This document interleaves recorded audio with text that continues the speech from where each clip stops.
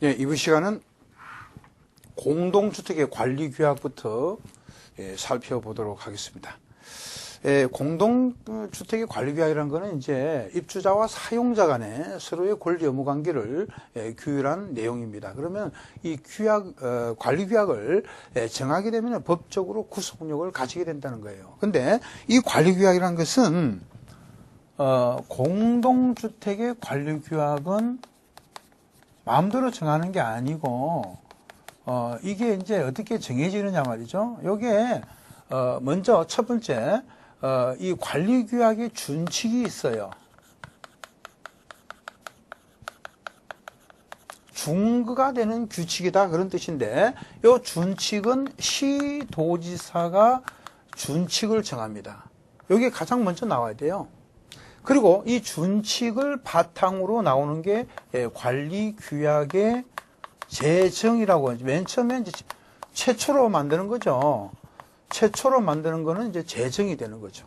그러니까 준칙이라는 게 먼저 나와야 되는 것이고요. 이 준칙에 따라서 관리 규약이 이제 그 제정. 그리고 요걸 변경이 되면은 이제 그 개정이라 그러죠. 이때는 관리 규약을 개정하겠다. 즉 변경이 되는 거죠. 그러면 제정된 내용을 변경시키는 것은 개정이라고 하는데 그러면 제정은 누가 하느냐? 요거는 제안을 먼저 하고 의결을 하게 됩니다. 제안은 누가요? 사업주체가 하죠. 자, 의결은 이제 입주 예정자가 합니다. 그래서 이때는 입주 예정자의 과반의 서면 동의, 반드시 서면으로 동의를 받아놔야 된다. 그렇게 되면 이제 의결을 할 수가 있어요. 그런데 개정은 제안은 두 군데서 합니다. 그래서 입주자 대표회의의 의결로서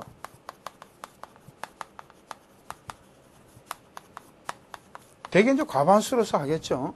의결로서 제안을 하고요. 또는 자, 입주자 등, 이제 입주자 등이라는 것은 사용자가 임차인이 포함이 됩니다. 그래서 입주자 등의 10분의 1 이상이 10분 이상이 찬성을 하면은 10분 이상이 찬성을 해서 의결을 제안을 할 수가 있죠. 되겠습니까? 그러면 이렇게 되고 이렇게 되고.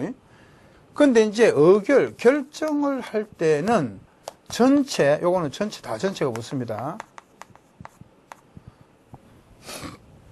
그러면 결정은 전체 입주자 등의 과반수로서 찬성이 되는 거죠. 그래서 앞에는 요거 서면 동의를 과반수 서면 동의를 받는 부분이 있고 여기는 전체 입주자 등의 과반수 찬성이라는 거죠.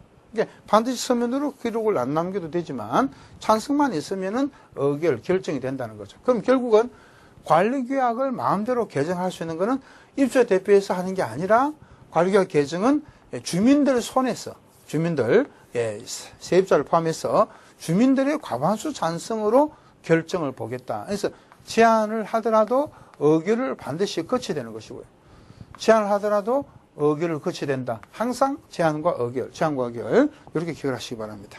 그 다음에 입주자 대표회의로 갑니다. 자, 입주자 대표회의는 일단 이 4명 이상의, 그죠? 4명 이상의 적어도 동별 대표자로 구성이 됩니다. 4명 이상이 문제인데, 4명인데, 그러면은, 이제, 동별 대표자가 또 어떻게 만들어지느냐면, 요거는 선거구에 따라서, 한 선거구에 한 명을 뽑게 됩니다. 한 명을 뽑죠. 한 선거구에 한 명.